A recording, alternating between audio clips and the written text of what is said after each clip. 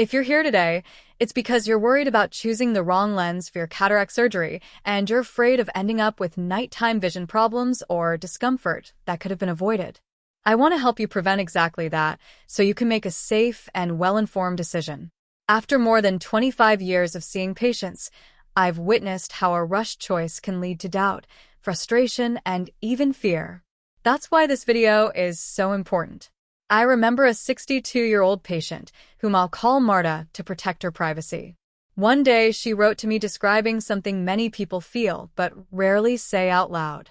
She had reached the point where she had to stretch her arm as far as she could just to read a message on her phone. It annoyed her, exhausted her, and made her feel dependent on her glasses for absolutely everything. And like many people, she thought, I'll get surgery and never need glasses again. She eventually decided to undergo cataract surgery with an advanced intraocular lens. At first, she was thrilled. She could watch TV comfortably and get around perfectly well during the day. But once night fell, something began to worry her. While driving, the headlights of cars appeared surrounded by huge glowing circles, almost like rings of light. That frightened her. She began to avoid driving and feared that something had gone wrong. What was happening? How could a modern surgical procedure leave her with those symptoms? And more importantly, how can you avoid going through the same thing? That's exactly what I want to explain today. How an intraocular lens works, what is actually implanted inside the eye, and how to choose the option that best fits your needs so your night vision doesn't become a problem. Before getting into the details of surgery, think for a moment about where this all begins. Imagine your eye as a room with a window that lets you see the world. When you were young, that window, your natural lens, was crystal clear and flexible, able to focus from far to near without effort. But after about age 45, that lens begins to thicken internally, forming layers like the rings of a tree. It becomes stiff, loses elasticity, and stops helping you focus on small print. That's what we call presbyopia. As the years go by, something more serious happens. The same lens that became rigid starts to lose transparency from the inside. It's not a film on the surface. It's the lens itself becoming cloudy, as if it were fogging up from within. That's a cataract. When this happens, cleaning your eyes or changing your glasses won't fix it. The lens physically loses clarity, and the only real solution is to replace it. That replacement is the intraocular lens we implant during surgery. It's a tiny, precise device that takes over the job of your natural lens. And here's one of the most common mistakes: believing there is a single standard lens that works for everyone. That's not true. Choosing the right lens is essential. If you pick one that doesn't match your lifestyle, you may end up with issues that could have been avoided. When you sit down with your surgeon, you'll be shown different types of lenses, often with technical names. Monofocal lenses, multifocal lenses, EDOF lenses. And the obvious question is, why so many options? The answer is simple, because each person needs a different balance between visual quality and independence from glasses. Think of lenses like lighting systems.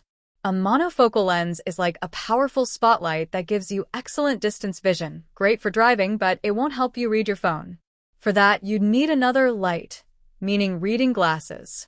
They're also usually covered by insurance, which makes them the safest and most accessible choice. Then there are multifocal lenses, where Marta made her mistake. They work like a smart lighting system that turns on distance, intermediate, and near vision all at once. The problem is that your brain receives more visual information than it needs and must learn to filter it. That process is called neuroadaptation. And no one explained this to Marta. During that adaptation period, patients may notice halos, glare, or rings around lights at night. They don't mean the lens is damaged. Your brain is simply adjusting. In most cases, these sensations improve over time. Some people adapt in a few weeks, others in 3 or 4 months, and a few take up to a year. Every brain works at its own pace. That's why understanding this beforehand is so important. Then we have EDOF lenses, a middle ground solution. They provide excellent distance and intermediate vision, like for using a computer, with fewer nighttime halos than multifocal lenses, although some halos may still appear. Their limitation is that very small print can still be hard to read. Before moving on to the next parts of this explanation, I want to remind you of something important. If this content is helping you and you think someone you know could benefit from it, consider subscribing to the channel, turning on notifications, and sharing the video. It supports this mission of health education and ensures you don't miss what's coming next. If your main concern is reading something as simple as a medication leaflet, it's important to understand that even after surgery, you may still need glasses for very small print. And here comes another common question. What if you also have astigmatism? Many people don't even know they have it. Astigmatism simply means your eye isn't perfectly round but slightly oval, like a rugby ball. In these cases, there are special lenses called toric lenses that correct both cataracts and astigmatism at the same time. They solve two problems in a single procedure. That's why, at your next appointment, ask confidently and make sure your case is evaluated thoroughly. Something else I want to emphasize is that even though online it may seem like you can choose any lens you want, that's not always true. If you have glaucoma, corneal issues, or retinal damage, multifocal lenses, which many assume are the most advanced option, can become a poor choice. In those cases, the safest alternative is a monofocal lens, which provides stable, high-quality vision without overloading the eye. Let me share something that happened just a few months ago. I treated a gentleman named Ernesto, who was convinced he needed a multifocal lens because he'd seen so many ads promoting them. When we evaluated his eyes, we discovered early retinal damage. If he had chosen that lens without proper evaluation, today he would be struggling with glare, visual fatigue, and disappointment. Once he understood that a monofocal lens was the safest option for him, he made the right decision and was thrilled with the result. Cases like his happen every day, and I want to help you avoid decisions that lead to unnecessary distress. This is why I insist so much that before signing any paperwork, you ask for a complete explanation. Don't assume anything. Make sure you understand your eye's anatomy, which type of lens suits you best, and why. That's the simplest way to avoid regrets. Now, I know many people worry about the day of surgery itself. Patients often arrive nervous. Does it hurt? Are they going to poke my eye? That image alone can cause anxiety, and it's completely normal. But I want to calm that fear with clear information. The most common question I hear is, "Doctor, are you going to pierce my eye? Will it hurt?" And the answer is almost always the same. You will practically feel no pain. We use numbing drops that take effect in minutes, allowing you to go through the whole procedure, about 15 minutes, without discomfort. What you feel is a light pressure, as if someone were gently touching your eyelid. Nothing more.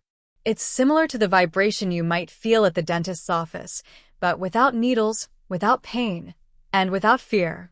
To help you visualize this, imagine your cataract as the hardened center of a cushion. During surgery, a tiny opening is created, so small it closes on its own. Through that space, the hardened part of the natural lens is removed, leaving the surrounding capsule clean. Then the new lens, which comes folded, is inserted through that same opening. Once inside, it unfolds gently, like an umbrella opening in the air, and settles perfectly into place. Some patients worry about what happens if they sneeze, bend over, or move a little after surgery. The lens stays in place. It's designed with supports that secure it from the very beginning. Over the following weeks, the tissues around it adhere even more, keeping it completely stable. The only thing you should avoid, using common sense, is making sudden or intense physical efforts in the first days. Once you get home, it's normal to have blurry vision. The eye is inflamed and needs time to recover. The first week is crucial, and there are 4 rules you must follow carefully. First, don't rub your eyes. Even though the incision seals itself, it needs at least 2 days to strengthen. Second, don't lift heavy objects or bend abruptly, since that increases pressure inside the operated eye.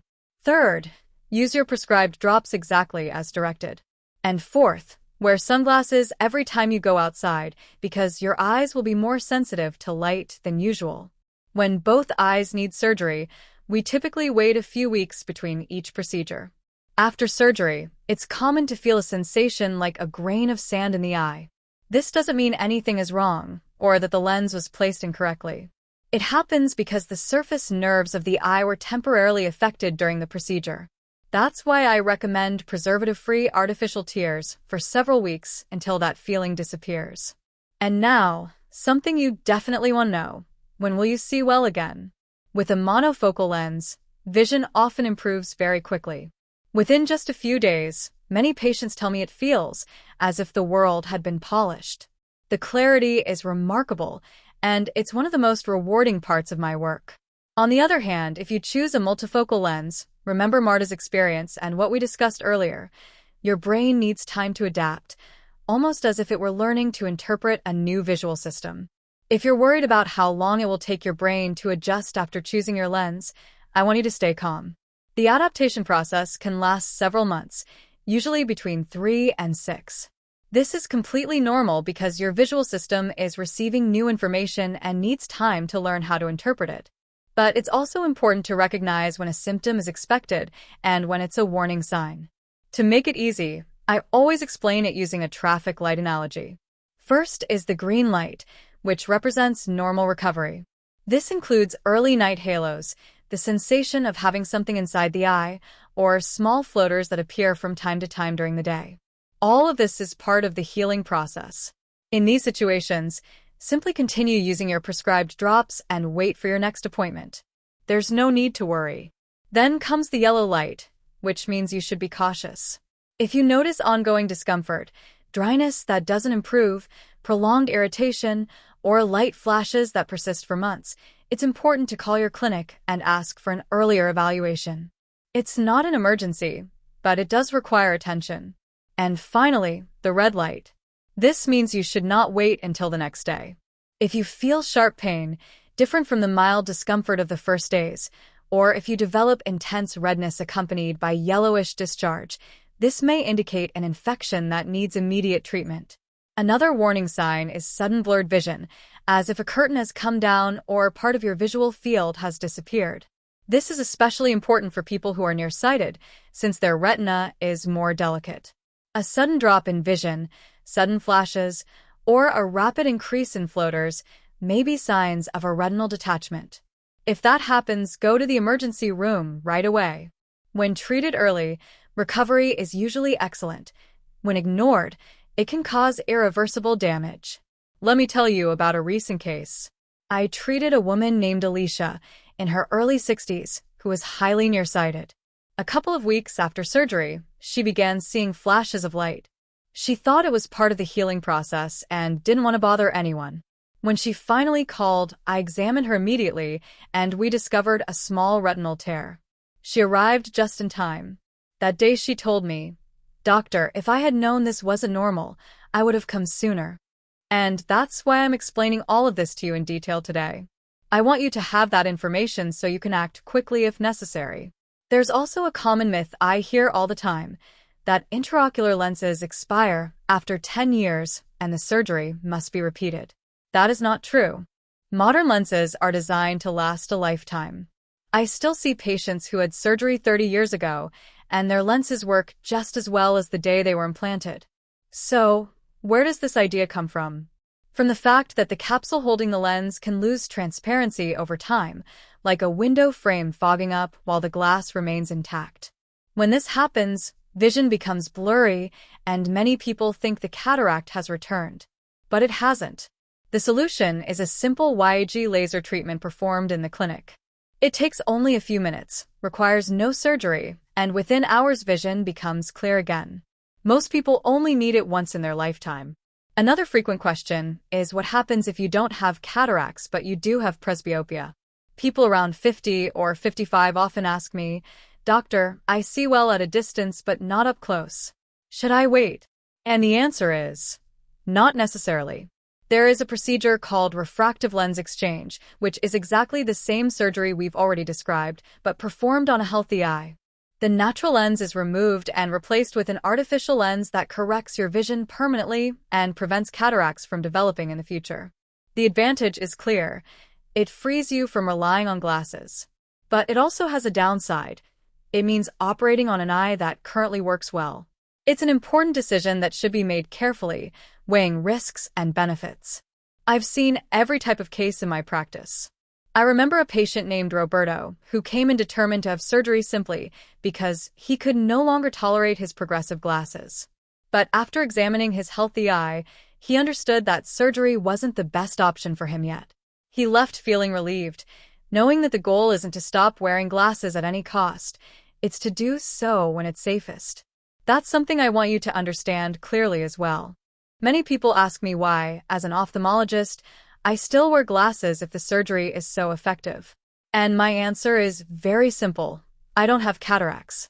My eyes are healthy, and operating on myself just to stop wearing glasses wouldn't be sensible. I'm also mildly nearsighted, but not enough for surgery to be the best alternative. And if my glasses get scratched or worn, I simply replace them. Glasses are not a failure. They're a safe and reliable tool until the right time for surgery arrives. Before we finish, I want you to remember something Marta, the patient from the earlier section, told me. She said that 4 months after her surgery, the night halos had almost completely disappeared because her brain had learned to manage the new visual information. This happens in many people. And if you're not ready for surgery yet, but presbyopia is making daily tasks difficult, progressive glasses and certain prescription drops that aim to improve near vision are available. I'll go into that topic in depth in another video, so you can make decisions with clear, accurate information. Thank you for watching this far. If this content helped you, I invite you to subscribe, leave a comment, share this video with someone who may need it, and turn on notifications so you don't miss future topics. We publish new videos every day with the mission of supporting and guiding you.